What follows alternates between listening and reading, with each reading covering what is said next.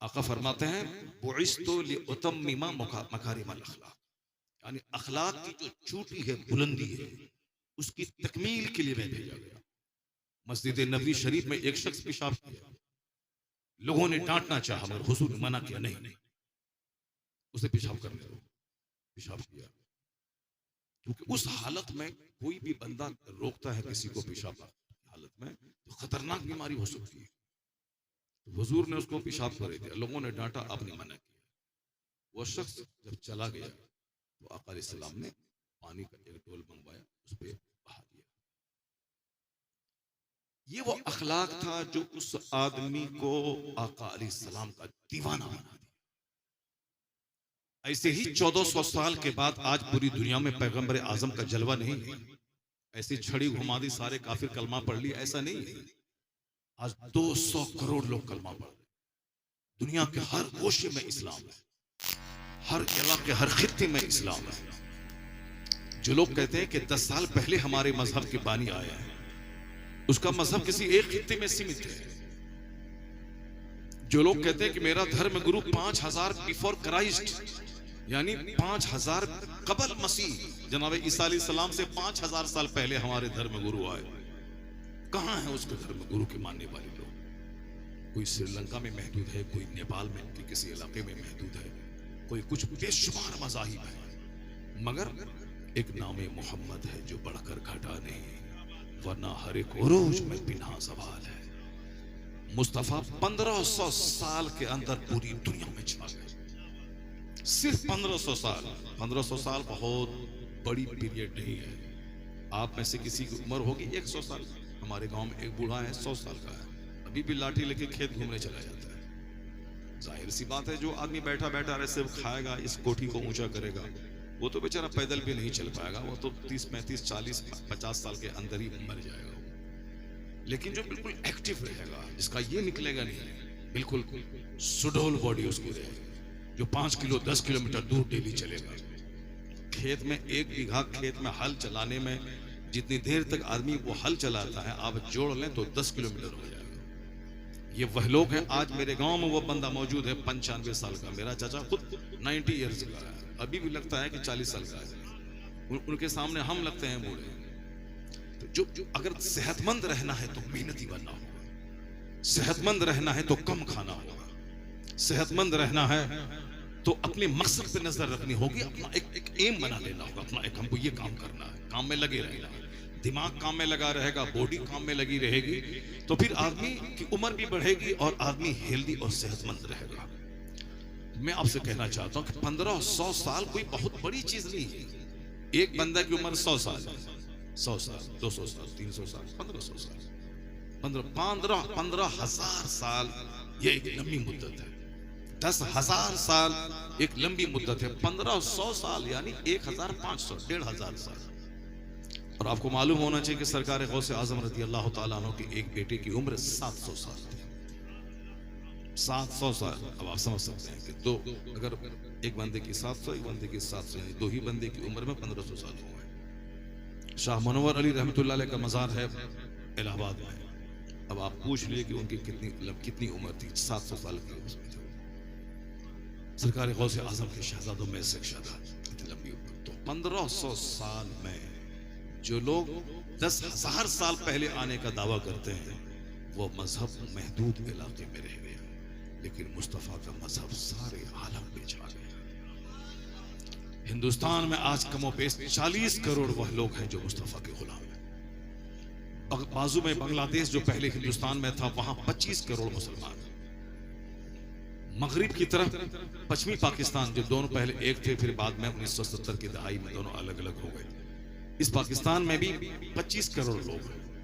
25 करोड़ यहाँ, 25 करोड़ वहाँ, और 40 करोड़ इंडिया में। अब आप समझ रहे हैं कि 100 करोड़ तो बस इसी खित्ते में है, बाकी 100 करोड़ में 200 ममालिक हैं। 100 करोड़ कलमा पढ़ने वाले सिर्फ इसी कदीम हिंदुस्तान में, जिसमें नेपाल को भी शामिल कर लें और श्रीलंका को भी शामिल कर लें। कहाँ कर रहे हैं? हाँ, उस माइक को फेंक दिया, इधर कर दीजिए, माइक को बंद कर दीजिए, उसको हटाइए उसे। अरे ये वाला जो माइक है दूसरा वाला, ये ग्रीन तार, हाँ देखो देखो, जल्दी बंद करो उसको वरना करंट लग जाएगा।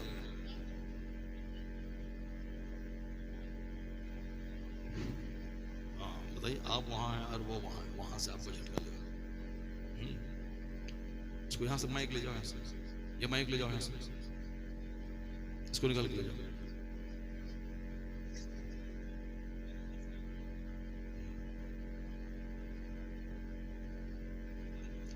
कनेक्शन काट दिया, ठीक है।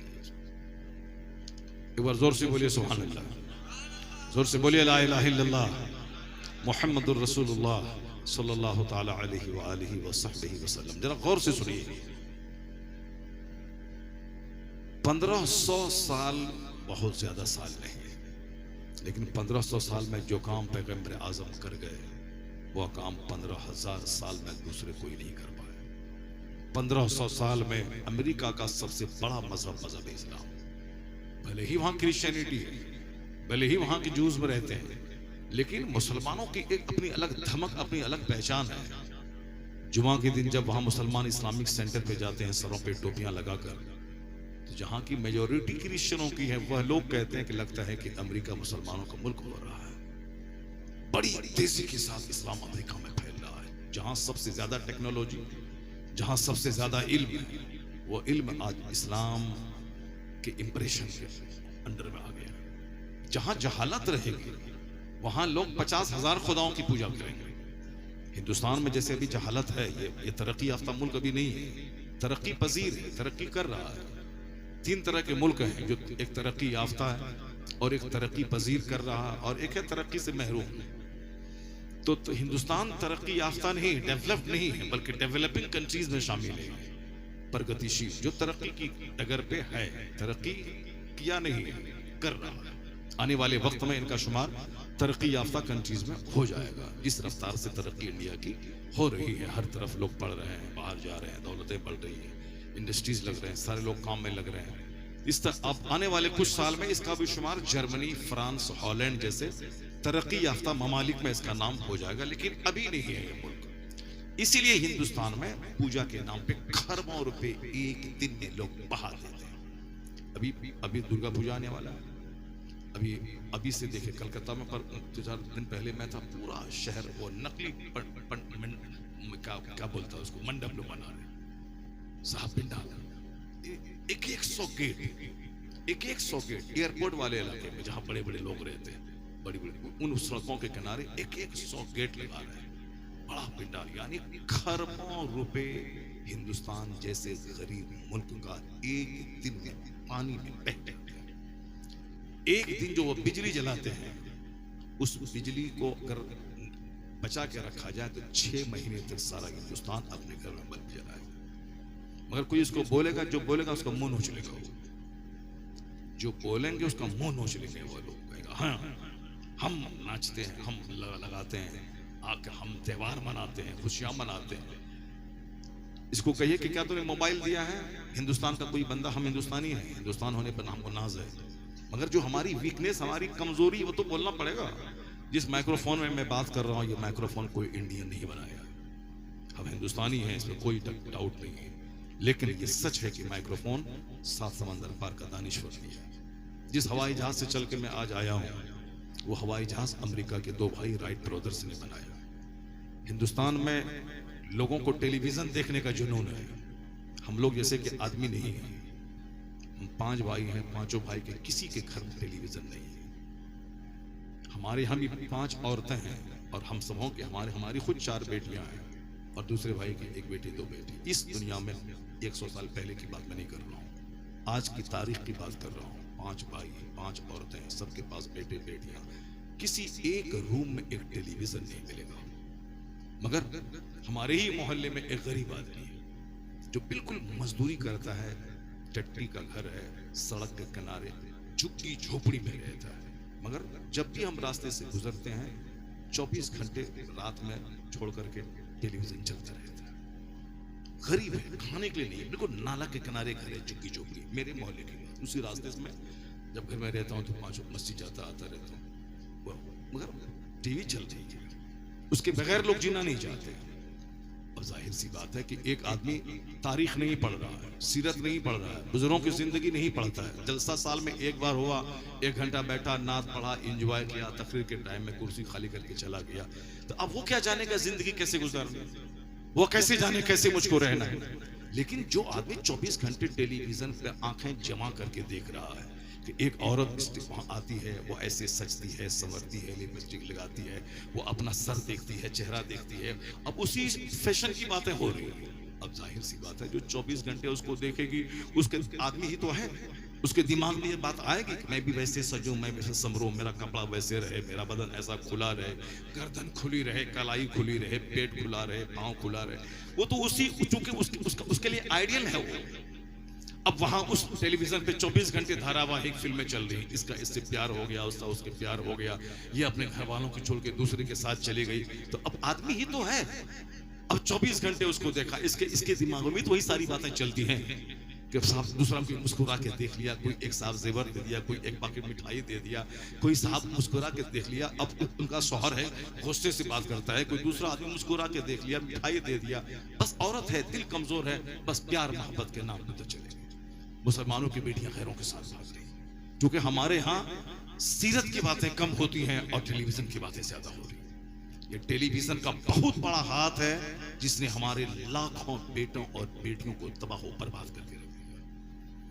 ये मोबाइल, ये हमारे मदरसे के बाजू में एक गैर मुस्लिम हिंदू का घर है, उसकी बेटी शादी होने के बाद, 2 बच्चे की माँ होने के बाद अभी ब्लॉक डेवलपमेंट ऑफिसर बन गई वो।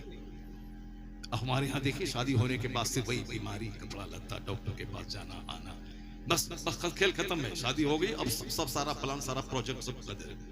अभी गैर मुस्लिम की बेटी शादी के बाद 2 बच्चे पैदा करने के बाद ब्लॉक डेवलपमेंट ऑफिसर बन गई, पढ़ाई बंद नहीं की उन्होंने, कहा नहीं मैं पढ़ूंगी। बच्चा पैदा होना अलग बात है, शादी अलग बात है, खाना बनाना, खाना खाना है।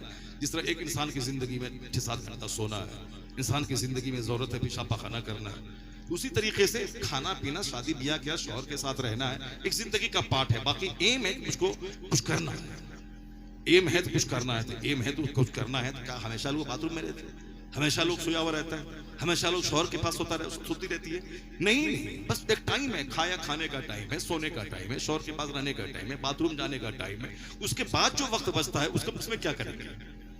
उसमें काम यही है कि 5-5 घंटे रोजाना पढ़ी और आज ब्लॉक डेवलपमेंट ऑफिसर बन गई। अब वो पैसे का मोहताज नहीं, शौहर अलग कमा रहा, अपना वो अलग कमा रही है, अब खुशहाली की जिंदगी बसर हो रही है। और हमारे यहाँ सारे लोग रोते रहते हैं, औरतें अलग रोती हैं, मर्द अलग रोते हैं, क्योंकि सब चाहते हैं कि आसमान से पैसा बरस जाए, सब चाहते हैं कि सोने की कोई हांडी घर से निकल जाए, इसी इंतजार में लोग रहते हैं कि सोने की हांडी निकल जाए। ऐसा नहीं होता, अल्लाह चाहे तो आसमान से सोने की बारिश बरसा सकता है, लेकिन अल्लाह ताला ऐसा नहीं करता है। अल्लाह चाहे तो जमीन के नीचे से हांडी निकाल सकता है, मगर अल्लाह ताला ऐसा नहीं करता है। निकलता है खजाने की हांडी, करोड़ों में से कोई एक बंदे को मिल जाता है, ऐसा होता है। वो भी उस बंदे को मिलता है जो बंदा हमारी तरह लुच्चा नहीं होता है। दूसरों का 2 टका ले लें, 10 टका ले लें, पॉकेट में पैसा है, देख ले पैसा उसका आया है, झट से सुबह पहुंच गए कि हमको 5,000 का कर्जा दीजिए हम। अब अगर वो कर्जा दे दिया तो 5 साल 25 साल तक कर्जा अदा नहीं करेगा। 50 रुपए की कोई का वैल्यू है? 50 रुपए एक बंदा कर्जा लिया, वो आज तक नहीं दिया। 50,000 रुपए का कोई वैल्यू है? 50,000 रुपए एक बंदा लिया, वो अभी कई साल हो गए नहीं दे रहा। एक बंदा बोला था हजरत पैसा दीजिए, अब हम दे देंगे फौरन, साल भर से जायद हो गया, नहीं दिया, 1.5 लाख रुपए नहीं दिया। और वो तो चलो भी 50,000 रुपए हो गए 1 लाख पे। एक बंदा मेरे गांव को बोला मेहमान आया हो, गरीबी है, 500 टका दे दीजिए, और 500 टका दिया। अब आज 15-20 साल हो गए नहीं दिया। जबकि उस मुलाकात होती है। अब ये जो खोजेगा कहीं से सोना निकल जाए खेत से, यहाँ से वहां से, नहीं निकलेगा, नहीं निकलने वाला। मौलाना साहब पूछे मुझसे, हदीस में आया है कि बनी इसराइल में एक शख्स था, वो शख्स बड़ा नेक और सालेह था। एक दूसरे आदमी से उन्होंने खेत खरीदा। हदीस में आया है, खेत खरीदा, अब खेत में हल जोतने गया तो देखा कि खजाने की हांडी निकल गई। अगर हमारे बिहारी को अगर वो मिल जाए, अगर हमारे खेत में निकल जाए, तो किसी को खबर नहीं होनी चाहिए, अपना खास भाई को खबर नहीं होनी चाहिए। रात के टाइम में आएगा, खोद के ले जाएगा, धीरे से रखेगा, धीरे धीरे थोड़ा निकाल करके अपना ये मॉल, ये दुकान, ये लोग बोलेंगे क्या क्या हो रहा है। यानी बचा के रखो, बस कुछ नहीं चाहिए, हराम हलाल चाहे से भी हो। पैसा देखा किसी के पास आया, फट से 5 आदमी कर्जा लेने के लिए पहुंच गए। कोई आ जाए सऊदी अरब से, पहुंच गया दुआ, बेटी की शादी है, फला की शादी है, ये बीमारी है, फोन आते रहते हैं, हमको हार्ट का ऑपरेशन है, इसका ऑपरेशन है। भाई हमारे सामने मेरे मोहल्ले में अगर कोई गरीब आदमी हो तो 1 कुंटल चावल उसको दे दे हम। लेकिन कोई फराड करता है, वो पता चला कि वो झूठ बोल के पैसा ले लिया। आम आदमी जो हर मोहल्ले में अच्छे लोग रहते हैं, कुछ न कुछ, वहां बेटी की शादी है, उस मोहल्ले के 10 लोग करवा देंगे। लेकिन आप जो फोन करें, बम्बई बिहार में रहते हैं, बम्बई वाले को आप फोन करेंगे मेरी बेटिया की शादी है, उसके पास तो ढेर फोन आता है, सब ठग लोग, ठग किस्म के लोग होते हैं। जरा देखिए, नीयत अच्छी रखिए। इन्नमल अमालु बिन्नियात, अमाल का दारोमदार नियतों पे। इन्नल्लाह ला यंजुरु इला सुवरिकुम व अमवालिकुम वलाकिन यंजुरु इला कुलूबिकुम व अमालिकुम। अल्लाह आपकी सूरतों को और आपके माल को नहीं देखता है, अल्लाह ताला आपके अहवाल को देखता है, आपकी नीयतों को देखता है। कपड़ा रहे काला मगर दिल उजला रहना चाहिए। कपड़ा बिल्कुल व्हाइट एंड व्हाइट है, दिल काला है, दिल में अदावत है, नफरत है, बुग़्ज़ है, हसद है, जलन है, नफरत है। सामने मुस्कुराता है और अंदर में है कि मौका मिले तो गर्दन काट दे उसको। सामने अभी गए थे कुड़ी साहब एक जलसे में, बोला ये मौलाना साहब लड़की का मदरसा इस देहात में चला रहे हैं, कितना बड़ा काम कर रहे हैं, मगर गांव के सारे लोग इसके दुश्मन हो गए हैं। ये रास्ता चलते हुए लोगों का बस चले तो गर्दन में हाथ डाल के उसको मार दे। उसको क्यों मदरसा चला रहा है, क्यों मोटरसाइकिल से तुम चल रहा है, क्यों 50-25 तेरे मदरसे में पढ़ रही है। जैसे मैं नंगा हूं वैसे तुम भी नंगा हो जाओ, जैसे मैं भिखारी वैसे तुम भी भिखारी हो जाओ। क्यों तुम्हारे पास कार वाला 2 आदमी आता है, क्यों जलसा तुम करवाया, क्यों मौलाना आया, क्यों मौलाना तकरीर किया, क्यों वो समझा रहा है कि ऐसे जिए ऐसे मरिए, क्यों बोलता है वो। हम नंगे जिएंगे तुम्हारा उससे क्या मतलब है, हम नमाज नहीं पढ़ेंगे तुमको उससे क्या मतलब है, हम ऐसे ही भीख मांगे तुमको उससे क्या मतलब, कौन होता है समझाने वाला। ऐसे ऐसे लोग मौजूद हैं। हम तो दंग रह गए कि भाई ये बंदा बोला, वो जो हमको दावत दिया था, कहा हजरत ये मौलाना सब बेचारा इमामत छोड़ करके कहां से भीख मांग करके चंदा करके ये बिल्डिंग बनाया है, यहाँ 100 बच्चियां पढ़ती हैं, मुसलमानों की गरीब बच्चियां पढ़ रही हैं, और साल में एक बार जलसा करवाता है ताकि इलाके के लोगों को दीन सिखाया जाए। यहाँ लड़कियां पढ़ रही हैं, लड़की की वजह से चला रहा है। अब मोटरसाइकिल इसके पास है, वो इलाके में घूम घूम के चंदा भी करता है, लड़कियों से मामूली सी फीस भी लेता है। इस सारा गांव इसका दुश्मन है। देख रहे हैं जलसा कितना बड़ा है और आप आए हैं, पब्लिक कितनी कम है। सिर्फ दुश्मनी में लोग नहीं आए हैं। ये उसकी कहानी, यही कहानी पूरे इंडिया के 40 खित्तों की। आज से 25 साल पहले इसी सीतामढ़ी इलाके का एक हाफिज कारी निहाल साहब का भाई, बहुत अच्छा कारी, मैं जहानाबाद इलाके में रहता था, मैं अपनी मस्जिद में उसको तरावी सुनाने के लिए बुलाया था। कारी साहब से मैंने कहा आप आइए, कहा कि वो भी 2 बार गए थे सुनाने, कारी निहाल साहब। और उनका एक भाई है मौलाना खलील साहब, वो भी बहुत अच्छा कुरान पढ़ते हैं। वो बोले कि हजरत मैंने अपने गांव में एक मदरसा कायम किया है, लोग सब टट्टी उट्टी उखाड़ दिया, टट्टी उखाड़ दिया, बांस बल्ली उखाड़ दिया, अब सब मरने के लिए आता है कि क्यों मदरसा खोला। ये बताएं, अगर इसके बच्चे जाहिल रहे, इसके बच्चे ऐसे ही दरिद्र रहे, ठोकर खाते रहे, इसमें कसूर किसका। सोच बुलंद करनी पड़ेगी। मैं ये तो कह रहा हूं, सोच बुलंद करनी पड़ेगी कि मैं भी अच्छा खाऊं, मेरा पड़ोसी भी अच्छा खाए, मैं भी फॉर्च्यूनर पे चलूं, मेरा पड़ोसी भी फॉर्च्यूनर पे चले।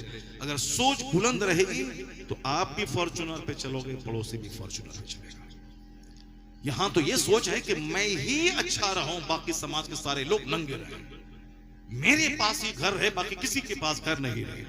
वो तो इन उलमाए कराम को दाद दीजिए इनको। ये जो बिहार जलसों का स्टेट है, ये जो बिहार में हजारों मदरसे हैं, सारा हिंदुस्तान जानता है कि बिहार में सबसे ज्यादा जलसे, बिहार में सबसे ज्यादा मदरसे। मैं कहता हूं, क्या इन मदरसों के कायम करने के पीछे कोई किसी डीएम का हाथ है, किसी लॉयर का हाथ है, किसी बैरिस्टर का हाथ है, किसी जमींदार का हाथ है? नहीं, जितने हजारों मदरसे, सबके पीछे इन्हीं गरीब मौलवियों का हाथ है। इनकी वजह से आपके बच्चे पढ़ते हैं। हर मदरसे में अगर 50 ही बच्चे पढ़ते हैं तो हजारों मदरसे। इसलिए बिहार के लोग, बेंगलोर की 90% मस्जिदों में बिहारी इमाम है। बंबई की मस्जिदों में बिहार के इमाम मिले। उत्तर प्रदेश का बास्किता, उत्तर प्रदेश में जिस इलाकों में तरक्की आ गई है, फिर वालों आलिम मानना छोड़ दिए। जिन इलाकों में अभी गुर्बत है, जैसे गोंडा, बस्ती, बहराइच, देवरिया, इन इलाकों में जो बिहार से सटा हुआ इलाका है, उन इलाकों में अभी तरक्की आई है मगर बहुत तरक्की नहीं आई है। उन इलाकों के लोग मदरसे में पढ़ते हैं वहाँ बच्चे, लेकिन जो हाईली क्वालिफाइड हो गए, खूब मालदार हो गए, अब उनके बच्चे इंजीनियर बैरिस्टर बनेंगे, क्रिश्चियनों के स्कूल में पढ़ेंगे। मदरसे में कौन पढ़ाएगा? मदरसे में पढ़ाने का मुस्तकबिल क्या होता है? बच्चा आलिम फाजिल बनने के बाद कहेगा अब हम क्या करेंगे, क्या कमाएंगे, क्या खाएंगे। ऐसा नहीं है। आज भी काबिल आलिम को वो इज्जत अल्लाह देता है कि एक बैरिस्टर तमाशा देखता रह जाए। आज भी हिंदुस्तान में बड़े बड़े डीएम, बड़े बड़े प्राइम मिनिस्टर थे, मगर सरकार ताजुश शरिया एक आलिम थे। अल्लाह ने जो इज्जतों से नवाजा था, अफ्रीका और अमेरिका के लोग देखते जब ताजुश शरिया उस इलाके से गुजरते थे तो लोग कहते थे इस गोरों के मुल्क में गोरों का सरदार कहां से आ गया। क्या बात है। आप बिहार के किसी एयरपोर्ट पे आ जाते बागडोरा इलाके में तो साहब वो एयरपोर्ट शहर के लिए काबिल रश्क बन जाता था। इतनी भीड़, ऐसे लोग। गोवा जैसे छोटे स्टेट में 3 लाख मुसलमान कमोबेश जमा हो गए ताजुश शरिया की महफिल में। एक सिर्फ ताजुश शरिया ही नहीं, ताजुश शरिया तो हाई लेवल के आलिम हो गए, लेकिन उनके अलावा जो उनके गुलाम हैं, जो उनके शागिर्द हैं, जो उनके मुरीद हैं, उसमें भी हजारों उलमाए कराम हैं जो इज्जत की रोटी खाते हैं, जो आराम से रहते हैं। अभी मौलाना साहब बता रहे थे हमसे कि एक मौलाना साहब थे उधम साहब कोडरमा इलाके का, उन्होंने फजीलत की, फिर उसके बाद उन्होंने कंटेम्पररी नॉलेज में उन्होंने एमए किया, पीएचडी की, और फिर वो साहब अभी कुछ नहीं, अपने घर में बैठकर साहब कंप्यूटर चला करके 1.5 लाख महीना कमा रहे हैं। नॉलेज होना चाहिए, इल्म। मतलब हम कहते हैं कि आप इसको देख लीजिए, हमारे लैपटॉप यहाँ सामने मौजूद है, अंग्रेजी की अच्छी जानकारी, और साहब इन्होंने दोनों उलूम हासिल की। खुद मुझको ले लीजिए, मैं मदरसे की टूटी चटाई पर बैठकर फारसी की पहली से लेकर बुखारी शरीफ तक मैं पढ़ा हूँ, लेकिन 400 बच्चे जो मैट्रिक में एग्जाम दे रहे थे, मैंने उस एग्जाम में मैं शरीक हुआ। 400 बच्चों में सबसे टॉप रिजल्ट मेरा रहा। 400 बच्चों में टॉप रिजल्ट मेरा रहा। इंटरमीडिएट में 25 कॉलेज में सबसे टॉप रिजल्ट मेरा रहा। एक कॉलेज में 25 कॉलेज टॉप रिजल्ट मेरा रहा। इसका मतलब ये निकला कि बंदा जब मदरसे में पढ़ेगा, सोच बड़ी रहेगी। तो अभी इसी अशरफिया मुबारकपुर का प्रोडक्ट मौलाना शाहिद साहब अभी इसी बिहार के समस्तीपुर बगल ही, उसमें साहब एक बहुत बड़े डिपार्टमेंट के साहब हेड है, साहब ऑफिसर है, आईएएस ऑफिसर है। बहुत सारे लोग मदरसे में सबसे बड़ा बेनिफिट ये है कि एक बच्चा एमए करने के बाद जो सोचेगा कॉलेज में कि अब मुझको क्या करना है, तो एमए किस हाल में किया है? एमए इस हाल में किया है कि ना नमाज़ें ठीक से पढ़ी है, न पेशाब पाखाना का न नापाकी का ख्याल ठीक से रहा है, बस सिर्फ 10 बच्चों के साथ में घूमना फिरना, गुल्ली डंडा खेलना, फिल्म देखना, बाप से पैसा लेना, दोस्ती यारी करना, और शाम के टाइम में निकल करके लड़कियों पे नजर दौड़ाना, आंखें सेकना, और वही सारी प्यार मोहब्बत की बातें करना। अब एमए कर लिया, चोर दरवाजे से पास कर गया, अब सोचता अब मैं क्या करूं। ठीक है, एमए करने के बाद जब आप सोचते हैं कि अब मैं रोजी रोटी के लिए क्या करूं, उसके मुकाबले में जो बच्चा मदरसे में पढ़ रहा है, 10 साल हिफ्ज़ किया, उसके बाद 10 साल आलिम बना, आप एमए करने के बाद सोचते हैं मैं क्या करूं, और उन हालत में कि आपने 5 वक्त की नमाज एक दिन लगातार नहीं पढ़ी। इतना तो है कि जो आप सोच रहे हैं ये मदरसे का पढ़ा हुआ फाजिल अब सोचेगा कि अब मैं क्या करूं। कम से कम ये फर्क तो है कि ये इनके 35 साल सजदों में गुजर गए, नमाजों में गुजर गए, कुरान पढ़ते हुए गुजर गए। जब कुरान पढ़ते हुए तो गुजर गए। आधी जिंदगी अगर किसी की 60 साल की जिंदगी है, उस 60 साल में 30 साल तो कुरान पढ़ते हुए गुजर गए, नमाज पढ़ते हुए गुजर गए। अब ये बंदा अगर बिजनेस करेगा या कोई कारोबार लेके बैठेगा, ऐसा नहीं कि जो 35 साल तक नमाज पंजगाना का पाबंद रहा हो वह दुकान खोलने के बाद पक्का बेनमाजी हो जाएगा, ऐसा नहीं। रोजी रोटी तो सबको मिलेगी मगर जन्नत सबको नहीं मिलेगी। इसी फिक्र को लेके हमेशा रहे कि मुझको दुनिया भी कमाना है और इसी दुनिया में रह के मरने के बाद की जन्नत भी हासिल करनी है। मुसलमानों को दुनिया में भी खुशहाल रहना है और मरने के बाद काफिरों की तरह इसके आग में नहीं जलना है, इसे मरने के बाद जन्नत में जाना है। अल्लाह ने ये दुआ सिखाई है कुरान में कि तुम ये दुआ मांगो अल्लाह से, रब्बना आतीना फिद दुनिया हसना व फिल आखिरति हसना व क़िना अज़ाबन्नार। ए अल्लाह मुझे दुनिया में भी भलाई अता फरमा, आखिरत में भलाई अता फरमा और मुझे अज़ाब जहन्नम से बचा दे। ये दुआ अल्लाह ने सिखाया है बंदों को। तुम ये मांगो कि दुनिया में भी खुशहाल रहे और मरने के बाद जन्नत जाए और जहन्नम की आग से बच जाए। इसका मतलब ये निकला कि अल्लाह ताला मुझे कंगाल बनाना नहीं चाहता, मुझे चाहता है कि मैं खुशहाल हूं, तब नहीं ये दुआ मुझको सिखाया कि तुम रब्बना आतिना फिद दुनिया हसना की दुआ करो। तो जब एक काफिर डीएम बनने के लिए 18 घंटे पढ़ता है, तो चूंकि उसको सिर्फ दुनिया ही में खुशहाल रहना है, उसका निशाना मरने के बाद जन्नत जाना नहीं, इसीलिए सिर्फ दुनिया कमाने के लिए वो 16 घंटे, 15 घंटे, 10 घंटे, 8 घंटे खूब कमाता है, बारिश में भीग के हल चलाता है, मेहनत करता है, नई नई खेतियां नई टेक्नोलॉजी के साथ करता है। एक इंजीनियर खेती बाड़ी करना शुरू किया, नौकरी छोड़ करके वह 5 एकड़ जमीन में बासमती चावल राजस्थान में पैदा करता है, सारा चावल वह लंदन एक्सपोर्ट करता है। 70 लाख की ऊटी कार पे चलता है, एक कार नहीं कई कार उसके पास है, खेती बाड़ी करके नई टेक्नोलॉजी के हिसाब से खेती कर रहा है। अपने पास अगर जमीन 20 बीघा है तो 20 बीघा दूसरों से ले लिया है, उस पे खेती कर रहा है। अब वो शानदार कार पे 1 करोड़ की ऊडी कार पे चल रहा है, मेहनत कर रहा है तब ना कार पे चल रहा है। और हमारे दिमाग में कि कोई आदमी कार पे चल रहा है तो मुझको बता दिया गया वो हराम के कार पे चल रहा है, वो हराम का कार का है, हराम के कार से वो 5 स्टार होटल में रह रहा है, वो हराम के पैसे से। इसीलिए हम अपने कोढ़ीपन पे पर्दा डालने के लिए अपने बच्चों से कहते हैं वो हराम के गाड़ी पे चल रहा है।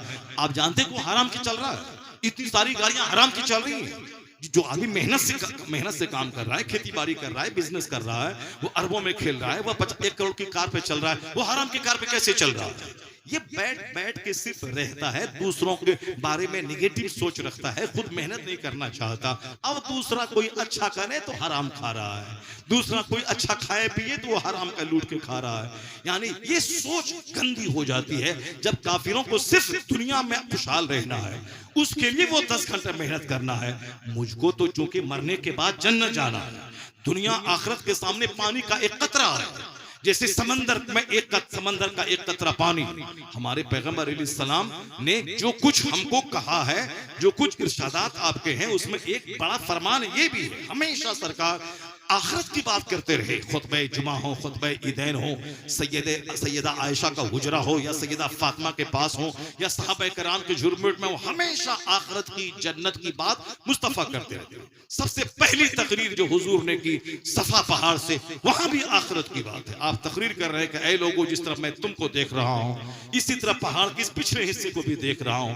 अगर मैं कहूं कि पीछे से एक फौज हमला आवर होने वाली है, क्या तुम लोग यकीन करोगे? सारे लोगों ने कहा मा जर्रबना अलैका इल्ला सिद्का, हमने आपकी जिंदगी में सिवाय सच के कोई दूसरा तजर्बा ही नहीं किया है, आप जो कहेंगे हम मान लेंगे। तब आका फरमाते हैं, जैसे मैं सामने देख रहा हूं, मैं पीछे देख रहा हूं, उसी तरह मैं दुनिया को भी देख रहा हूं, और मैं इस दुनिया के बाद जो आखिरत आने वाली है उसको मैं देख रहा हूं।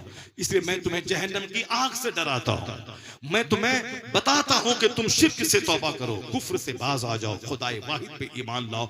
मैं जन्नत की बशारत देता हूं, कुफ्र और शिर्क छोड़ दे, हराम खाना छोड़ दे।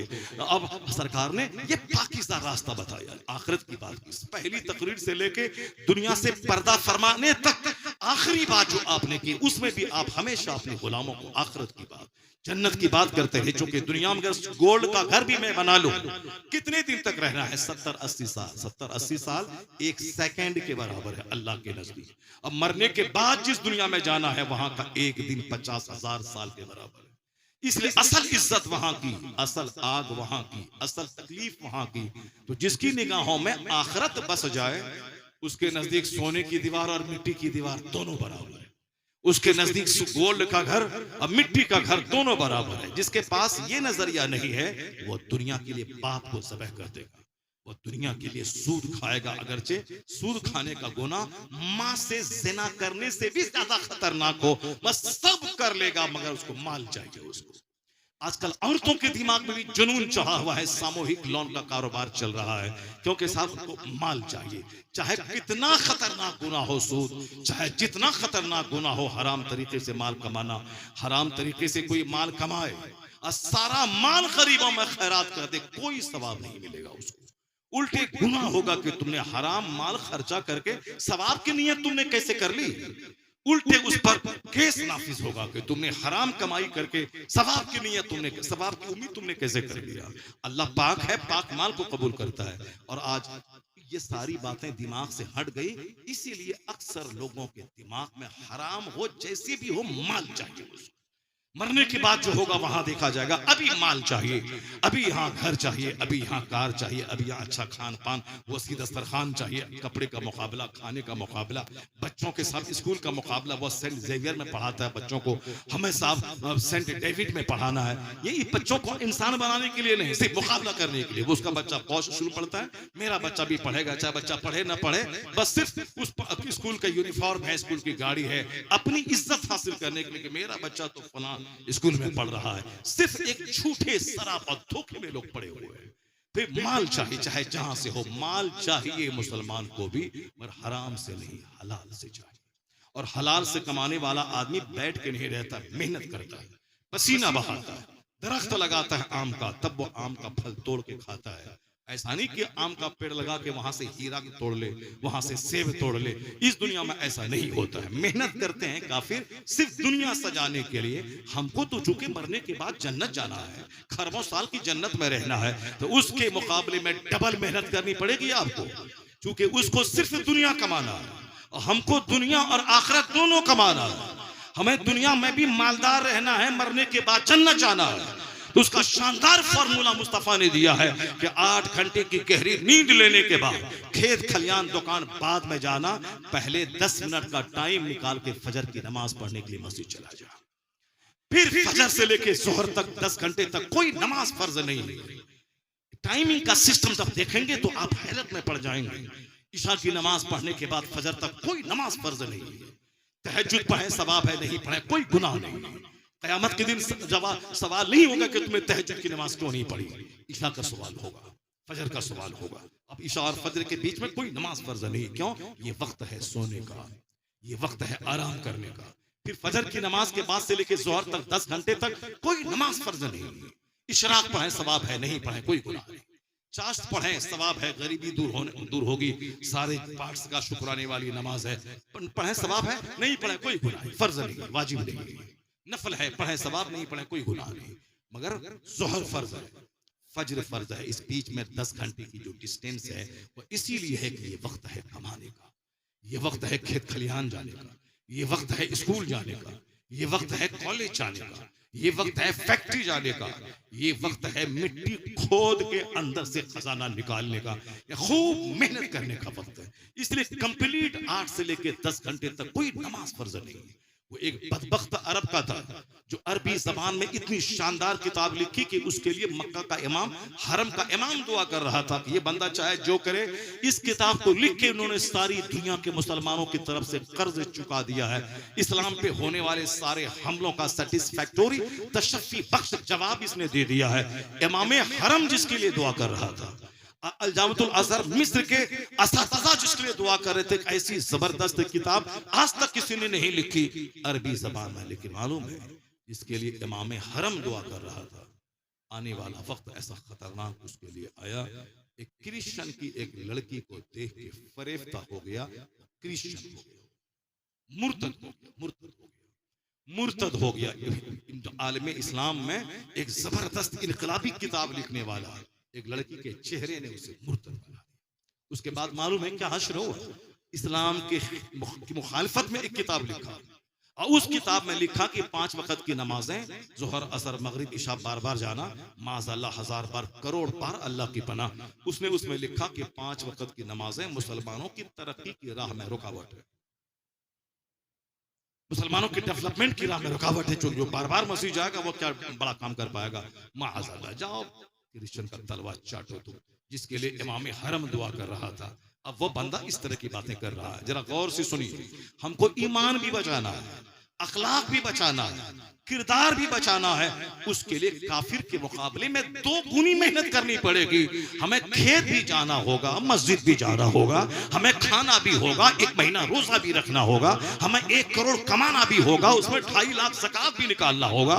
हमें जिंदगी में एक बार जहां से इस्लाम का सूरज तुलू हुआ उस जगह को देखना होगा, अरकाने हज अदा करना होगा, हमें हज भी करना है, कमाना भी है, हमें 1 करोड़ कमाना है, 2.5 लाख ज़कात निकालना है, हमें हमें 24 घंटे में 10 घंटे सोना भी है, 10 घंटे काम भी करना है, 4 घंटे हमें नमाज के लिए निकालना है, खल्क़े खुदा की खिदमत के लिए निकालना है, तो वो सिर्फ 5 घंटे निकाल के हल चलाए और हमें 10 घंटे निकालना होगा ताकि दुनिया में भी खुशहाल रहे और जैसे मरे खुदा की सजाई सजाई जन्नत में पहुंच जाए।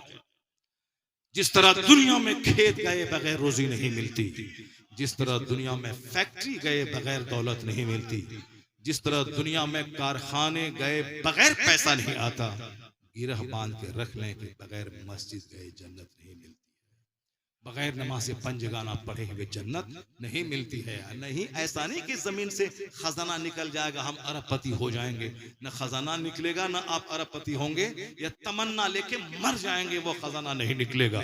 इसलिए अगर कोई ये कह रहा है कि झंडा हमने लगाया और जन्नत हमारे लिए पक्की है, वो ऐसा ही है जैसे कि वो इंतजार करता रहे कि आसमान से हीरे की बारिश होगी और मैं दुनिया का अरबपति इंसान बन जाऊंगा।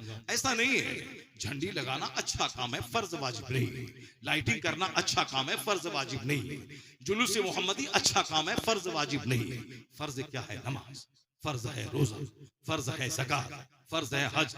ये 5 पिलर्स हैं। बुनियल इस्लाम अला खम्स, यानी there are 5 pillars of Islam. ये इस्लाम के 5 खंबे हैं, तौहीद, नमाज, रोजा, हज, ज़कात। ये पिलर पे छत खड़ी होती है और फिर छत खड़ी हो गई पिलर पे, तो अब उसमें इंटीरियर डेकोरेशन है, डोर्स हैं, विंडोज हैं, ग्रेनाइट है, मार्बल है, लाइटिंग है, प्लम्बिंग है। ये मकान का हुस्न है। उसी तरह से पिलर है ये 5। अब जुलूस मोहम्मदी है, 11वीं का लंगर है, 12वीं का जुलूस है, 6ठी का लंगर है, मुहर्रम का खिचड़ा है। ये नफल इबादतें हैं। ये सब क्या है? घर के विंडोज है, डोर्स है, लाइटिंग है, प्लम्बिंग है, ये सब खूबसूरती है। उस तरीके से ये सब भी जरूरी है। अब जो बोलता है कि सिर्फ नमाज पढ़ो, फातिहा करना हराम है, वो भी गलत रास्ता चुना है जहन्नम का। और जो कहता है कि बस एक दिन जुलूस मोहम्मदी में निकल जाओ जन्नत पक्की है, ये भी गलत रास्ता चुना है कि नमाज पढ़ने की जरूरत नहीं है। कौन रोजाना 5 टाइम नमाज पढ़ने जाए? मरने तक, सर्दी में, गर्मी में, बरसात में, तूफान में, बेटी की बारात आए, बेटे का जनाजा निकले, मगर नमाज किसी हालत में माफ नहीं है। कौन ऐसा करेगा? बस एक दिन जुलूस मोहम्मदी में निकल जाओ, हाथ में झंडा लो, बस जन्नत पक्की है, जन्नत हमारे बाप की जागीर है। ये भी गलत रास्ता है, ये भी धोखे का रास्ता है। और जो कहता है सिर्फ नमाज पढ़, ये सब फातिहा, मिलाद, दुआ, दुरूद सब हराम है, नाजायज है, बिदअत है, वो भी जहन्नम का रास्ता है। ये बीच का रास्ता है जिसमें तवाजुन है, जिसमें एतदाल है। वो रास्ता कौन सा है? राह अहले सुन्नत है। उसी का नाम मसलके आला हजरत है कि नमाज भी होगी और जुलूस मोहम्मदी भी निकाला जाएगा, रोजा भी रखा जाएगा और लंगर मोहम्मदी भी खिलाया जाएगा, हज और ज़कात भी अदा की जाएगी और फिर गौसे पाक की 11वीं भी मनाई जाएगी, फातिहा, मिलाद, औलिया सालिहीन के मज़ारात की हाज़िरी भी होगी। यानी फर्ज भी अदा होगा, नफल भी अदा होगा और यह सीधा रास्ता जन्नतुल फिरदौस लेके चला जाएगा। यही है मसलक आला हज़रत। जो सिर्फ नमाज लेके बैठे, फातिहा, मिलाद, दुआ, दुरूद को हराम कहे, वो भी जहन्नम का रास्ता चुना है। और जो सिर्फ फातिहा, मिलाद, दुआ, दुरूद, जुलूस, लंगर, खाजा लेके बैठा, नमाज रोजा करना नहीं है, ये भी जहन्नम का रास्ता चुना है। क्योंकि कोई नफल कबूल नहीं होता जब तक कि बंदा फर्ज ना अदा करे। क़यामत के दिन सबसे पहला सवाल नमाज का होगा। इन्ना अव्वल मा युहासबु बिहिल अब्द यौमल क़यामति सलात। क़यामत के दिन सबसे पहला सवाल नमाज का होगा। बंदा नमाज का जवाब देने में कामयाब हुआ तो फ़क़त अफ़लह व अंजह, वो कामयाब और कामराद हो गया। मालूम है जो बंदा फजर की नमाज पढ़ने के बाद काम शुरू करता है, अल्लाह ताला उसके 5 घंटे के काम में 10 घंटे की बरकतें अता कर देता है। अगर यकीन नहीं आए तो मदरसे के बच्चों को देखिए, जो बच्चा सुबह सवेरे फजर के बाद कुरान पाक पढ़ के सबक याद करता है। कॉलेज का बच्चा खैनी खा के जो सबक की तैयारी याद करने की तैयारी करता है बगैर नमाज पढ़े हुए, 5 घंटा रटने के बाद एक पेज याद नहीं कर सकता है। और यहाँ कुरान पाक की तिलावत करने के बाद 5 पेज ही याद कर लेता है। इसलिए कि कुरान पाक की तिलावत की बरकतें उसकी स्टडी में शामिल हो जाती है। एक लड़का इसी बिहार का अलीगढ़ में मुस्लिम यूनिवर्सिटी में पढ़ रहा था, मेडिकल की तैयारी कर रहा था। जब भी उसकी माँ फोन करे उसके क्लास मेट को, वो बोले कि वो नमाज पढ़ रहा है। बोले अरे मैं इसको डॉक्टर बनने भेजा हूँ कि नमाज पढ़ने के लिए भेजा हूँ। लेकिन जब रिजल्ट आया तो पूरे कॉलेज में सबसे टॉप रिजल्ट आया। क्यों? ऐसा नहीं कि 24 घंटे नमाज है। नमाज फजर पढ़ने में 10 मिनट लगता है, जोहर पढ़ने में 15 मिनट लगता है, असर पढ़ने में 10 मिनट लगते हैं, मगरिब पढ़ने में 10 मिनट लगते हैं, इशा पढ़ने 15 से 20 मिनट लगते हैं। उसके बाद क्या करेगा? खाली घूमेगा चौक चौराहे पे, दूसरों का मुंह देखेगा, दूसरों की बहू बेटी का तमाशा देखेगा, नहीं, बल्कि नमाज के टाइम में नमाज, तिलावत के टाइम में तिलावत, उसके बाद पूरे 10-12 घंटे उसको बचते थे किताब की स्टडी के लिए। तो नमाज के साथ स्टडी करके पूरे कॉलेज में टॉप रिजल्ट आया है। इसलिए इस बात को गिरा बांध के रख लें, जो सुबह का आगाज टेलीविजन देख के करेगा, जो सुबह का आगाज नापाक होके करेगा, जो सुबह का आगाज बगैर सजदा बगैर नमाज के करेगा, दिन भर उसके चेहरे पे नहुसत तारी रहेगी, उसके चेहरे का नूर छीन लिया जाएगा, उसके काम, उसके सफर की बरकतें खत्म हो जाएंगी। और जो सुबह का आगाज नमाज फज्र और कुरान पाक की तिलावत से करेगा, उसके दिन में अल्लाह बरकतें अता करेगा, उसके चेहरे पे अल्लाह नूर अता कर देगा। हदीस में आया है कि जो फजर की नमाज छोड़ता है उसके चेहरे का नूर अल्लाह मिटा देता है। जो जोहर की नमाज छोड़ता है अल्लाह उसकी रोजी से बरकतें खत्म कर देता है। वह कमाए 1000 कुंटल गेहूं, इधर से लाए उधर खत्म हो जाएगा, हाथ सूखा फकीर भूखा हो जाएगा। जैसे गांव देहात के लोगों को देखते हैं, 1000 कुंटल मक्के की फसल पैदा हो गई, 1000 बोरा। अब पैसा आया कहां चला गया पता ही नहीं चला। अब जहां सूखा पहले था, 1000 कुंटल बेचने के बाद वहीं सूखा का सूखा रह गया, खाद वाले का पैसा बाकी रह गया, बीज वाले का पैसा बाकी रह गया, साहब पंप सेट वाले का पैसा बाकी रह गया। फिर पैसा गया कहां? पैसा चला गया जहां तहां, इधर उधर। बरकत नहीं है। बरकत होती है तो 10,000 रुपए कमा के उलमाए कराम इस कदर हरे रहते हैं कि ये ऊद और मुश्क लगाते हैं, और 1000 एकड़ जमीन जोतने वाले को ऊद और मुश्क नसीब नहीं होता है। उसके कमरे में अच्छा कपड़ा नसीब नहीं होता है। ये 5000 कमाने वाले का चेहरा देखें, चेहरा हरा भरा रहता है। इसकी खुशहाली के पीछे मुस्तफा की दुआ है। हुजूर ने फरमाया है, नज़रल्लाहु अब्दन मन समिअ मिन्ना हदीसन फबल्लिगहु कमा समिअ, और कमा क़ाल नबी अलैहि सलाम। आका फरमाते हैं, अल्लाह उस बंदे को हरा भरा रखे जो मेरी हदीस सुनता है और दूसरों को सुनाता है। या इल्म हदीस की खिदमत, ये कुरान पाक की तिलावत की बरकत है कि ये 5000 कमा के भी 5 लाख की बरकतें इनके पास होती है। ऐसा नहीं कि किसी मौलाना की बेटी कुंवारी रह गई, शादी नहीं हुई, या मौलाना अपना घर नहीं बनाया। हम तो महीने में कभी कभी तो नहीं बताना चाहिए, लाखों रुपए मेरे पास आते हैं। लेकिन जो मौलवी साहब मेरे मदरसे में 10,000 महीना कमाते हैं, वो मेरे से अच्छा मोटरसाइकिल उसके पास है, मेरे से अच्छा कपड़ा वो पहनते हैं। चूंकि जिसके पास लाखों है तो वो ये काम वो काम फला काम चिला काम, इसके लिए मैं जिसका कोई प्लान यानी दुनियावी प्लान नहीं है, वो जमीन मकान खरीदना है, उसका पैसा ही नहीं है, मस्त रहता है। उनके इधर 10,000 इधर 5,000, पॉकेट में 2,000, सर आने के नीचे 2,000।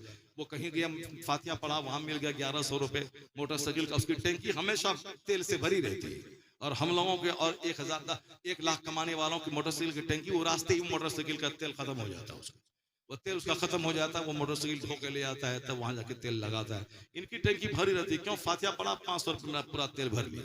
वहां गया 1100 रुपये मिला, साहब 2-4 केजी सेब खरीद लिया, पूरा भरा है। इसको जमीन नहीं खरीदनी, इसको मॉल नहीं बनाना है, इसको बहुत बड़ा फॉर्च्यूनर नहीं खरीदनी है। जो आमदनी है उसी में मस्त है। ये फजर की बरकत, जोहर की बरकत, असर की बरकत, मगरिब की बरकत, ईशा की बरकत है कि कम कमाई में करोड़ों वाली कमाई जैसी बरकत है इसके अंदर मौजूद है। जो जोहर छोड़ता है उसके रिस्क से बरकतें खत्म हो जाती है। जो असर की नमाज छोड़ता है उसके बदन से ताकत खत्म हो जाती है।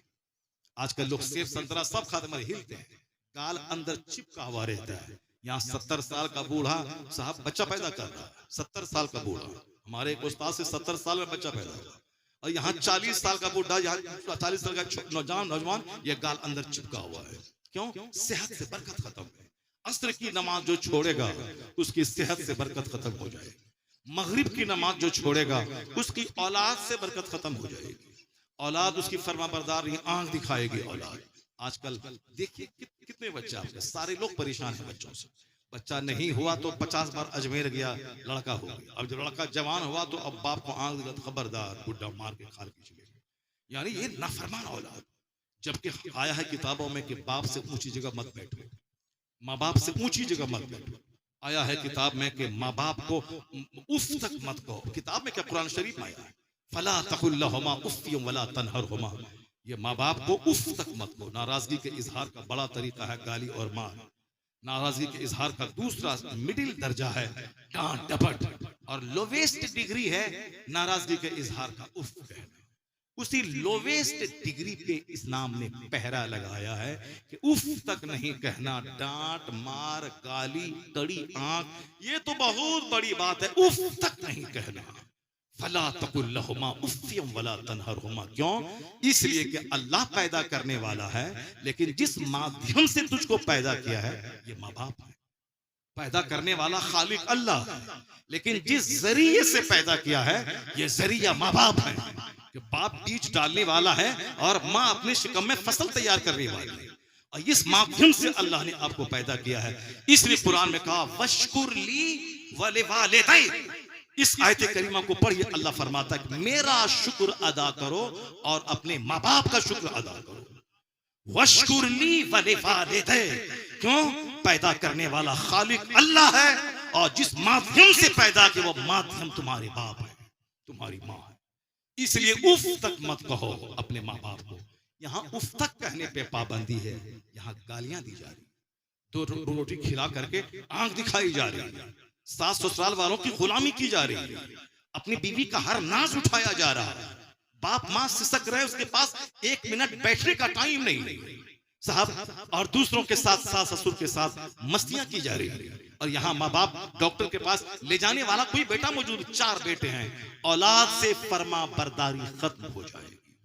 ये निशान जो मगरिब की नमाज छोड़ेगा, औलाद तो जहन्नमी है ही, जो माँ बाप को गाली दे, जो माँ बाप को आंख दिखलाए, जो माँ बाप को 2 रोटी खिलाने के बाद धमकी दे के बुढ़ा ठीक से बैठो, टर टर नहीं करने का, वो तो जहन्नमी भी है और दुनिया में भी कंगाल रहेगा। क्यों?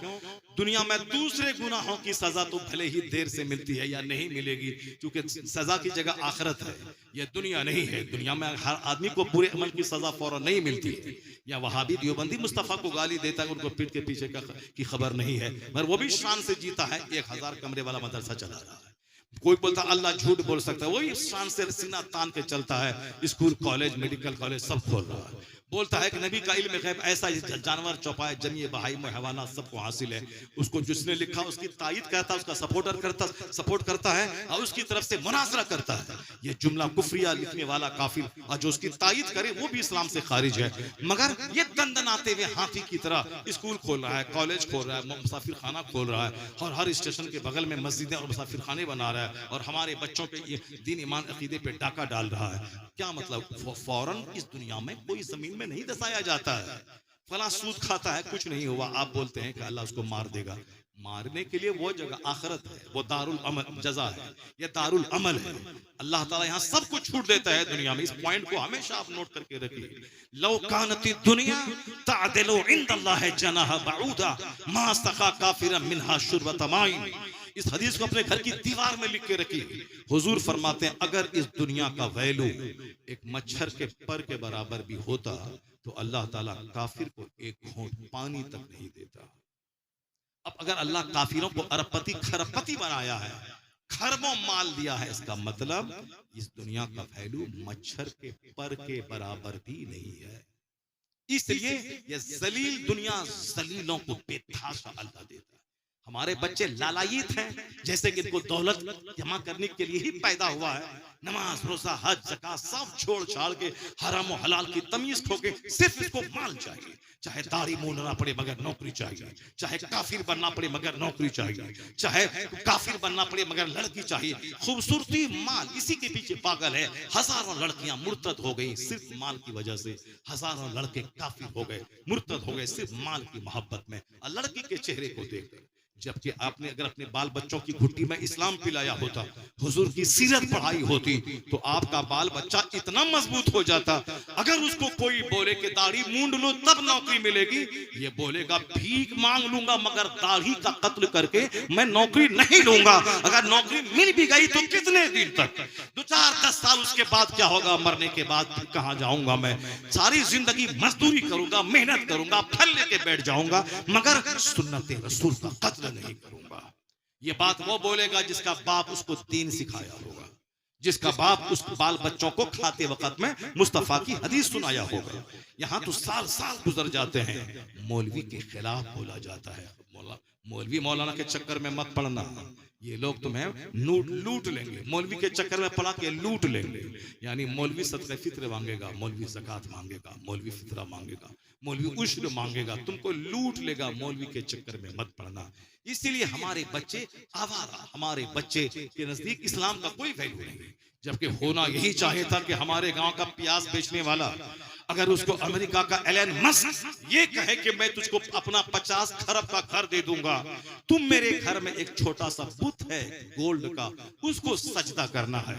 अगर गांव का वो बंदा तकरीर सुनता रहा, किताब पढ़ता रहा, इस्लाम का वैल्यू जानता रहा, तो ये बंदा एलन मस्क के इस तजवीज को ठुकराते हुए कहेगा मैं तुम्हारे 50 खरब के मकान पर थूक दूंगा मगर इस्लाम का सौदा नहीं करूंगा, मगर ईमान नहीं बेचूंगा। जब आपको अल्लाह ने एलन मस्क से ज्यादा दौलत दी है, उसके पास खरब है मगर ईमान नहीं है, आपके पास ईमान है।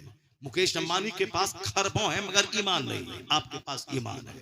टाटा बिरला के पास खरबों है मगर ईमान नहीं है, आपके पास ईमान है। इसका मतलब आप टाटा बिरला से ज्यादा धनवान है, आप मुकेश अंबानी से ज्यादा धनवान है, आप एलन मस्क अमेज़न कंपनी के मालिक से ज्यादा धनवान है। आप जब आप फिर अपना वैल्यू क्यों नहीं समझते हैं? तो जिसकी वजह से आप सबसे ज्यादा धनवान है, उस ईमान को बचाना, उस ईमान का प्रोटेक्शन करना, उस ईमान की हिफाजत करना, उसी में लगे रहिए। अल्लाह दुनिया में जिल्लत से बचाएगा, मरने के बाद अपनी जन्नत अता फरमा देगा।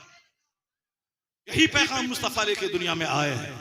ऐसा नहीं कि आका अलैहिस्सलाम आए, अचानक छड़ी घुमाई और सारे लोग कलमा पढ़ लिया।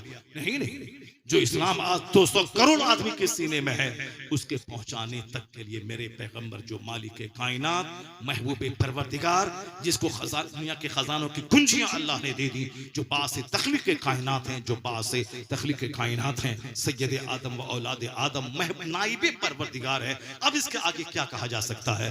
मगर वो पैगंबर आज़म अलैहिस्सलाम ने इस इस्लाम की तबलीग की राह में जितनी मुसीबतें उठाई हैं, खुद मुस्तफा की ज़बानी सुनिए।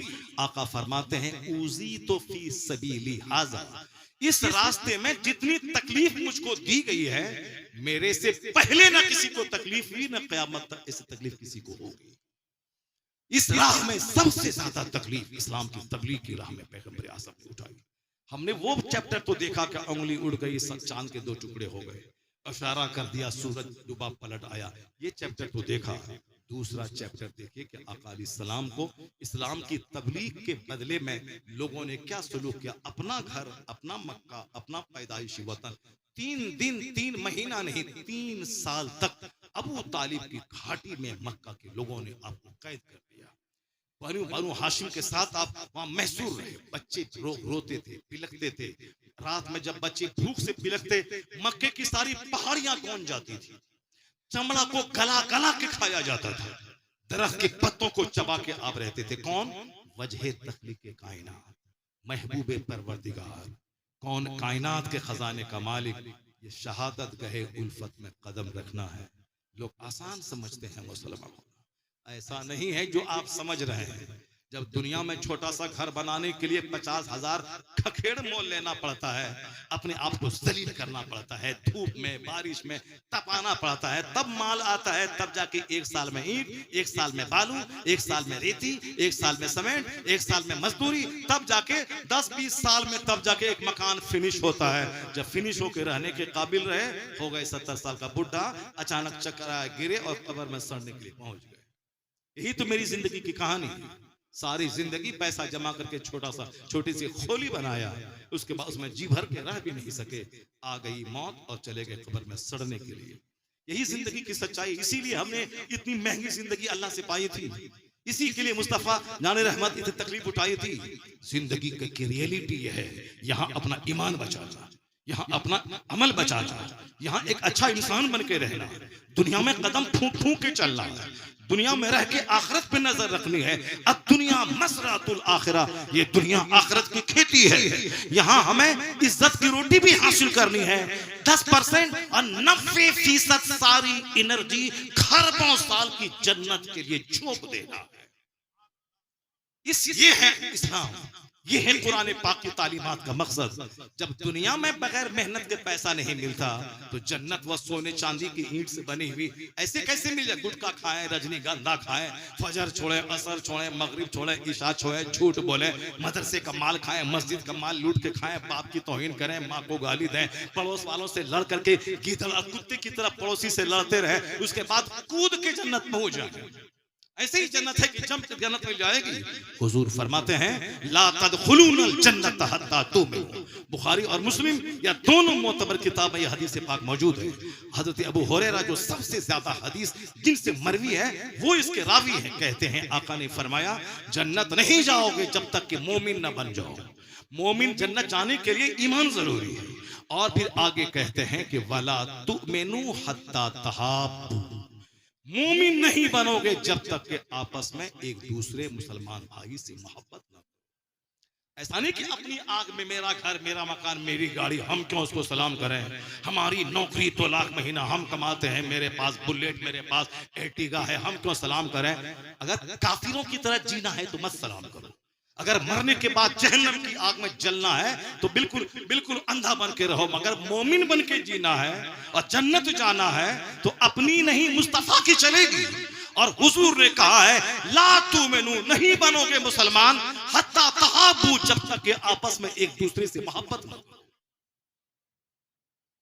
मोमिन बने रहने के लिए मोहब्बत करनी होगी अपने रिश्तेदारों से, अपने मुसफर के साथ, अपने मुसलमान भाइयों से मोहब्बत करनी पड़ेगी। ऐसा नहीं कि अपनी आग में जलना है, मेरा खेत मेरी गाड़ी। जानवर बन के जियो, जानवर बन के मर जाओ। सारा समाज बोलेगा एक पापी चला गया, एक गलंधर चला गया, एक फालतू आदमी समाज से चला गया। लेकिन जो खुद ना खा के दूसरों को खिलाता हो, अपने से दूसरों को फायदा पहुंचाता हो और मुस्कुरा के दूसरों को फायदा पहुंचाता हो, दूसरों का गम सुन के फायदा पहुंचाता हो, अपनी तरफ से सलाम में पहल करके फायदा पहुंचाता हो, उनकी मजाक कुर्सी करके उनको फायदा पहुंचाता हो, अपनी सवारी पे उसको बिठा के फायदा पहुंचाता हो, कुएं का डोल से पानी निकाल के उसकी बाल्टी में डाल के फायदा पहुंचाता हो। तो जानते हैं मालूम होना चाहिए कि खैरुन नास मयनफुन नास के तहत वो बंदा जब मर जाता है तो जो रिश्तेदार नहीं बल्कि समाज के दूर के खानदान का आदमी होता है वो भी दुआ करता है कि भला अच्छा आदमी दुनिया से चला गया, ए अल्लाह तुझे बख्श दे, वो फला दिन अपनी गाड़ी पे मुझको बैठा लिया था, वो फला दिन मेरा गम हल्का किया था, मेरा गम सुन के मेरे दिल को हल्का किया था। इसलिए मरने के बाद ऐसी जिंदगी ना गुजारे, मरने के बाद लोग बोले एक जलील चला गया, एक रजील चला गया, एक घमंडी चला गया, एक मतलबी चला गया, एक अपनी आग में जलने वाला एक घमंडी चला गया। नहीं, इस तरह जिए कि लोग कहें कि एक अच्छा इंसान चला गया। उसी को आला हजरत कहते हैं कि जब कोई सुन्नी मरे लोग कहें कि वह तय्यबो ताहिर गया। लोग ये न कहें कि फासिको फाजिर गया, लोग कहें कि तय्यबो ताहिर गया। उसके लिए झेलना होगा। हुजूर फरमाते हैं जब तक आपस में मोहब्बत नहीं करोगे तो मुसलमान नहीं बनोगे। मुसलमान बने रहने के लिए मोहब्बत जरूरी, मुसलमान बने रहने के लिए पड़ोसी की तकलीफ पर सब्र जरूरी, मुसलमान बने रहने के लिए पड़ोसी की के गम में ताज़ियत करना जरूरी, मुसलमान बने रहने के लिए उसकी खुशहाली में मुबारकबादी देना जरूरी, मुसलमान बने रहने के लिए गीबत से ज़बान को बंद करना जरूरी, दूसरों की इज्जतों को तार तार नहीं बल्कि इज्जत को बचाना जरूरी है। हुजूर फरमाते हैं मन रद्दा अन इर्द अखी रद्दल्लाहु अन वजहिही नार यौमल क़ियामा। जो अपने मुसलमान भाई की इज्जत की हिफाजत करेगा अल्लाह क़यामत के दिन उसके चेहरे को जहन्नम की आग से बचा देगा। क़यामत के अल्लाह ताला उसके चेहरे को जहन्नम की आग से बचा देगा। जो दूसरों की इज्जत बचाए, जो दूसरों को बेइज्जत होने नहीं देगा, जो दूसरों को जलील होने से बचाएगा। यहाँ तो 1000 खूबी है, एक अदना सी खामी कोई रहे सारी खूबी पे पर्दा डाल के उस खामी को इतना हाईलाइट करना है, उसको जलील कर देना, उसको रुस्वा कर देना है। हुजूर फरमाते हैं जिसने दुनिया में किसी मोमिन भाई के ऐब को छुपाया अल्लाह क़यामत के दिन उसके ऐबों को छुपाएगा। नजर रहे क़यामत पे तब नहीं, हाँ तो दुनिया ही में सामने वाले बंदे को जलील करके सीना ठंडा करना है, उसको केस में फंसा के सीना ठंडा करना है, उसके साथ खानदान को गाली दे के खंगाल के सीना ठंडा करना है। ये है नफरतों का समाज। जबकि हुजूर फरमाते हैं कि मोहब्बत करना जरूरी है ईमान बचाने के लिए, मोमिन बने रहने के लिए। अब आगे हुजूर एक तरीका बताते हैं कि अवला अदुल्लुकुम अला शैइन इज़ा फ़अलतुमूह तहाब्बतुम अफ़शुस सलाम बैनकुम। आका फरमाते हैं एक नुस्खा तुमको बताता हूँ जिस पर अमल करोगे तो आपस में मोहब्बत पैदा हो जाएगी। वो नुस्खा क्या है? आका फरमाते हैं कि आपस में सलाम को खूब फैला दो। सलाम करो नहीं, फैला दो। पहचानो या ना पहचानो, खूब सलाम करो। सलाम से सलाम सीने की कुदरत दूर होती है। मुसाफा करने से सीने का जंग साफ। तसाफा हो, मुसाफा क्या करें? इसे मुसाफा करने से यज़हबुल गिल, सीने की कुदरत को दूर करता है। सलाम करें, सलाम करने से मोहब्बतें पैदा होती है। इंतजार ना करें कि वो करेगा तब करेंगे, नहीं, वो करे ना करे, आप अपनी तरफ से सलाम करें, पहल करें। हुजूर ने प्रैक्टिकल में करके बता दिया। आका अलैहिस्सलाम कायनात के खजानों का मालिक, रास्ते से चलते थे तो बच्चों को सलाम करते थे। और शमाइल तिरमिजी में आया है कि आका अलैहिस्सलाम के जो खदो खाल, जो होलिया शरीफ, जो जोग्राफिया है, कितनी खूबसूरत थे। वो सारी तस्वीर अल्फाज की शक्ल में खींची गई है आका अलैहिस्सलाम के हुस्न और जमाल का। क्योंकि हुजूर की तस्वीर तो दुनिया में है नहीं, मगर वो अल्फाज वाली तस्वीर है बुखारी और मुस्लिम और तिरमिजी शरीफ में, जिस अल्फाज को पढ़ने के बाद पता चलता है कि इस रूए जमीन का सबसे खूबसूरत तरीन इंसान मोहम्मद अरबी अलैहिस्सलाम। हजरत अबू हुरैरा कहते हैं कि चेहरा ऐसा था कान्ना शम्स तजरी फी वजही, गोया चेहरे पे सूरज तैर रहा हो। वो कहते हुजूर का कांधा इतना खूबसूरत था गोया उसको चांदी पर ढाल दिया गया हो। हजरत अनस कहते हैं वमा मस्तस्तु दिबाजतन औ हरीरन अरियाना मिन कफ्फ रसूलिल्लाह, मैंने कोई रेशम, कोई दिबाज हुजूर की हथेली से ज्यादा नर्म नहीं पाया। जाबिर इब्ने समूरा कहते हैं कि चौथी रात का चांद यानी बद्र चमक रहा था आसमान पे। हुजूर मेरे सामने थे, सुर्ख धारीदार चादर आपके जिस्म अक़दस पर थी। मैं कभी हुजूर का चेहरा देखता, कभी चांद को देखता। चौथी रात का चांद, एक ही दिन चांद जवान होता है। बचपन जिस दिन चांद निकला, चौथी रात को जवान हुआ, फिर धीरे धीरे वो घटता हुआ खजूर की टहनी की माने सूखा रहा। वो कहते हैं मैं कभी चांद देखता, कभी हुजूर का चेहरा देखता।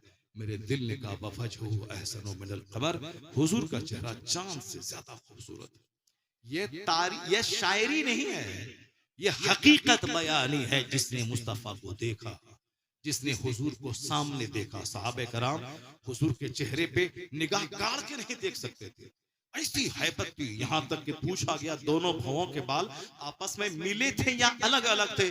सहाबे कराम सुकूत कर गए, साकित हो गए। अब वो क्या बताएं, जी भर के नहीं देख पाते थे। आका अलैहिस्सलाम की वो हैबत रहती थी। पहली नजर में हैबत तारी होती थी, फिर धीरे धीरे इतना मानूस हो जाते थे कि सहाबा सोचते थे हुजूर सबसे ज्यादा मुझको प्यार करते हैं। नाक मुबारक ऐसी खड़ी थी, लगता था कि कोई सरदार हो। आपकी पेशानी इतनी कुशादी, वफासिल जबीन, ये अल्फाज और जुमले हैं शमाइल तिरमिज़ी के, यानी पेशानी कुशादा थी, नाक लंबी थी, भौं के बाल आपस में मिले हुए थे, दांत बिल्कुल मोती की तरह पिरोए हुए, लेकिन मुतफर्रिक अलग अलग थे। उस अलग हाइयों में से नूर निकलता रहता था। उसी नूर में, उसी रोशनी में सैयदा आयशा ने अपनी गुमशुदा सुई को तलाश कर लिया था। आका अलैहिस्सलाम के रुखसार पे ऐसा लगता था जैसे सूरज चमक रहा हो।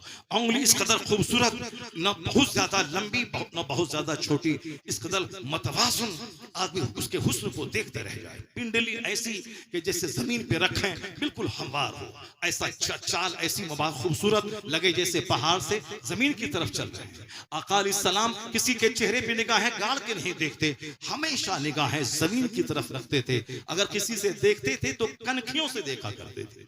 अगर किसी का ऐब, किसी की इस्लाह फरमाते थे, ये नहीं कहते थे कि तुम ऐसा कर रहे हो। हुजूर कहते थे कुछ लोग ऐसा कर रहे हैं, कुछ इशारे की ज़बान बात करते थे। और आखिर में जो जुमला है जिसके पढ़ने के लिए मैंने ये हदीस का सारांश बयान किया है, वो आखिर में वयसूक़ु अस्हाबहु, अपने असहाब, अपने साथियों को हुजूर आगे बढ़ा देते थे कि आगे चलो।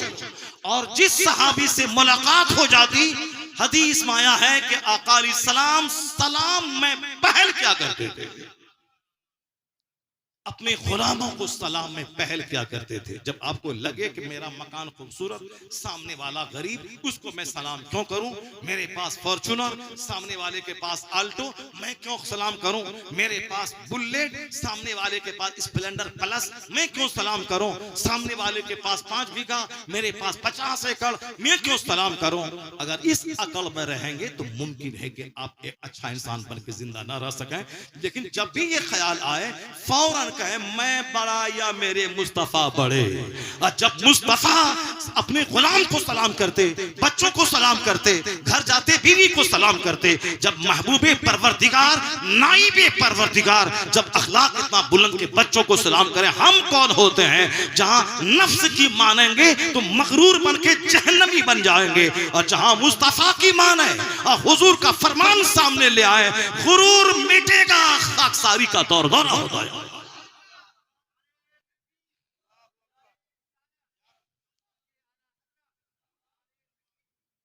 जिंदगी के हर डिपार्ट में पैगंबर आज़म की जिंदगी हमारे लिए नमूना है।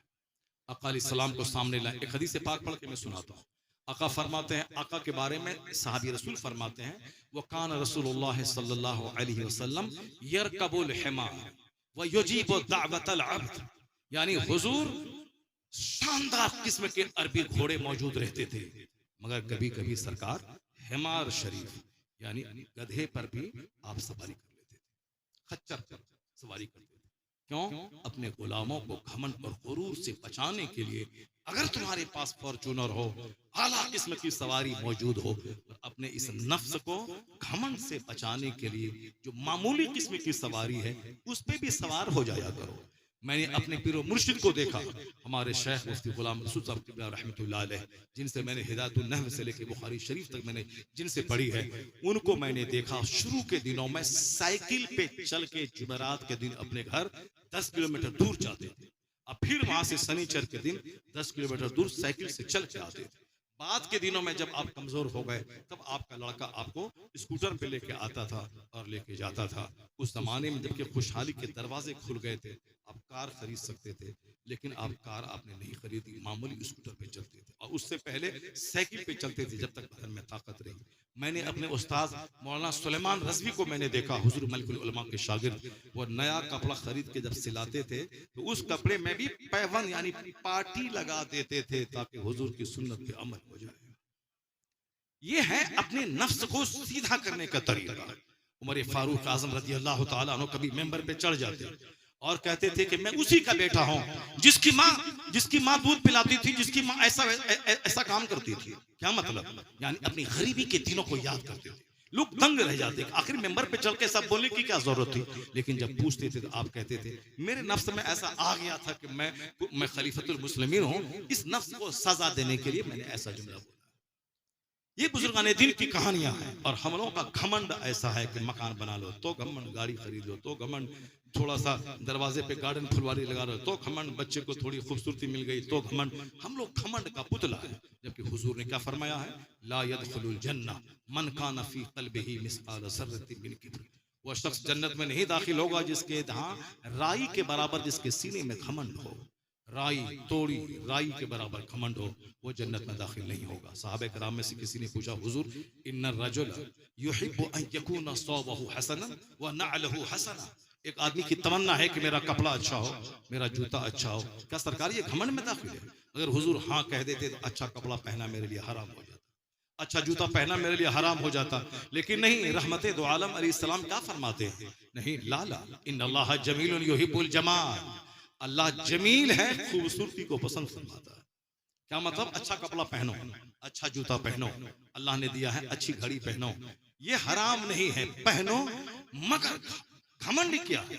अल किब्र बतरुल हक व गम्तुन नास, यानी हक बात नहीं मानना। बड़ा समझाने वाला आ गए, हक बात नहीं मानना और दूसरों को हकीर समझना, ये घमंड है। बुलेट पे चलने के बाद स्प्लेंडर प्लस पे चलने वाले को हकीर समझना, ये घमंड है। घमंडी जन्नत नहीं जाएगा। तो मंजिला मकान बनाने के बाद फूस में रहने वाले को हकीर समझना, ये घमंड है। घमंडी जन्नत नहीं जाएगा। 2-4-10 लाख कमाने के बाद मजदूरी करने वाले को हकीर समझना, ये घमंड है, और ये घमंडी जन्नत नहीं जाएगा। ला यदखुलुल जन्नह मन काना फी क़ल्बिही मिस्क़ालु ज़र्रतिन मिन किब्र, राई बराबर जिसके सीने में घमंड रहा वो जन्नत नहीं जाएगा। अच्छा कपड़ा पहनना घमंड नहीं है, अच्छा जूता पहनना घमंड नहीं है, अच्छी गाड़ी खरीदना घमंड नहीं है, अच्छा मकान बनाना घमंड नहीं है। ये दिल को साफ रखना ये जरूरी है। दिल में अगर आग या कि मैं उससे अच्छा हूं, ये घमंड है। अगर कोई हक समझा रहा है तो उसकी बात को नहीं मानना ये घमंड है। सर मोड़ लेना, नहीं साहब हम तुमसे ज्यादा जानते हैं, ये घमंड है। और आजकल समाज में जिससे भी मिले, वो चाहे कलवा हो, चाहे वो जाहिल दी ग्रेट हल जोतने वाला चरवाहा हो, वो भी बोलता तुमसे ज्यादा हम जानते हैं, तुमसे ज्यादा हम जानते हैं। ये चरवाहा हल जोतने वाला, सारी जिंदगी गाय चराने वाला, ये भी बोलता है कि हाँ हमको मत समझाओ हम बहुत जानते हैं, हमको मत समझाओ हम बहुत जानते हैं। ये सारी बातें बिहार में बहुत ज्यादा है। दूसरे स्टेट्स में जहां इल्म आ गया, तरक्की आ गई, वहां लोगों का देख देख करके तो अखलाक लोगों को आ गया, मगर बिहार में खास करके ये टेढ़ापन बहुत ज्यादा है, खास करके देहातों में बहुत ज्यादा टेढ़ापन। इसलिए गांव देहात में सब खा रहे हैं, जी रहे हैं, बस सब नफरतों में जी रहे हैं। लोग कबीले के नाम पे टूटे हैं, धर्म या कबीले के नाम पे टूटे हैं, पीर के नाम पे टूटे हैं, बिरादरी के नाम पे टूटे हैं। मैं मलिक, ये अंसारी, मैं शेख, ये चौलाहा, मैं पठान, और साहब ये नदाफ। जिस इस्लाम ने सबसे बड़ा काम जो किया है, ये नस्ली इम्तियाज को मिटाया है। और ये बात मैं नहीं कहता, हम लोग तो कहते ही हैं। ये बात दो काफिरों के बड़े रहनुमा की मैं मिसाल देता हूं। ये दोनों हाईली क्वालिफाइड, एक हिंदुस्तान की सरोजनी नायडू, जो हिंदुस्तान की बहुत बड़ी शायरा, बहुत बड़ी पॉलिटिकल लीडर, उसने दिल खोल के रख दिया इसी निजाम को देखकर। वो कहती हैं, I have been struck power again and again to see this indivisible unity of Islam. When the azan is sounded, the worshippers are gathered, the peasant and the king stand side by side together. The best embodiment of democracy can be seen 5 times a day in the mass. जरा गौर से सुनिए, वह हिंदू औरत क्या कहती है, qualified औरत, जिसकी किताबें यूनिवर्सिटी में चलती हैं, और जो हिंदुस्तान के एक बड़ी पॉलिटिकल लीडर थी, वो कहती हैं कि मैं मुसलमानों की मस्जिदों में जब नमाज का सिस्टम देखती हूँ, मैं हैरत में पड़ जाती हूँ कि किस तरह डेमोक्रेसी का सिस्टम मस्जिद में है। अमीर, गरीब, काला, गोरा, बादशाह, किसान, सब एक सफ में खड़े होकर नमाज अदा करते हैं। वो कहती हैं कि the best embodiment of democracy can be seen 5 times a day in the mass. जमहूरियत का शानदार नमूना 5 वक्त मुसलमानों की मस्जिदों में देखने को मिल जाता है, जहां एक सफ में खड़े हो गए महमूद अयाज, न कोई बंदा रहा न कोई बंदा नवाज। आज भी बाहर में नदाफ, जोलाहा, मलिक, शेख, पठान, ये मस्जिद से बाहर है, मगर मस्जिद के अंदर में अगर नदाफ, जोलाहा, कोई फकीर का बच्चा अगर इमाम के पीछे अगली सफ में बैठ गया, अगर कोई सैयद साहबी मस्जिद में घुस जाए, वो नदाफ अगर खुद से उठ के जगह खाली कर दे वो अलग बात है, मगर कोई सैयद और पठान की नानी मरे कि उसको वहां से उठा के वह बैठ जाए, वो सारे मुसलमानों की निगाहों में जलील हो जाएगा अगर ऐसा कदम उठाएगा। अव्वलन तो ऐसा उठाएगा नहीं। अगर मस्जिदें भरी हैं, खान, पठान, सैयद जो भी आया, वो मस्जिद के बाहर जहां मुसलमानों की चप्पल खुली है, नमाज खड़ी हो गई है, वो वही मुसल्ला बिछा के वो खड़ा हो जाता है। अमीर, गरीब, सैयद, पठान, जोला, नदाब, सब एक सफ में मस्जिद में खड़े हो जाते हैं। ये है जिसको, जिस नजारे को देखकर सरोजनी नायडू रोक नहीं सकी, अपने आप को कह उठी। जमहूरियत का, डेमोक्रेसी का शानदार नमूना मस्जिदों में देखने को मिल जाता है। वो आगे कहती है, you find in London and Indian and Algerian and तुर्क। वो कहती हैं कि लंदन में तुर्की, इंडियन, अल्जीरियन सब पहुंचते हैं, मगर इंग्लैंड में जब जबान अलग है, मुल्क अलग है, काम अलग है, लेकिन नमाज का जब टाइम आता है, ये तुर्की, अल्जीरियन, इंडियन सब एक सफ में खड़े होकर के नमाज अदा करते हैं, जैसे हरम में, अरफात में आज भी। तो लोग कहते हैं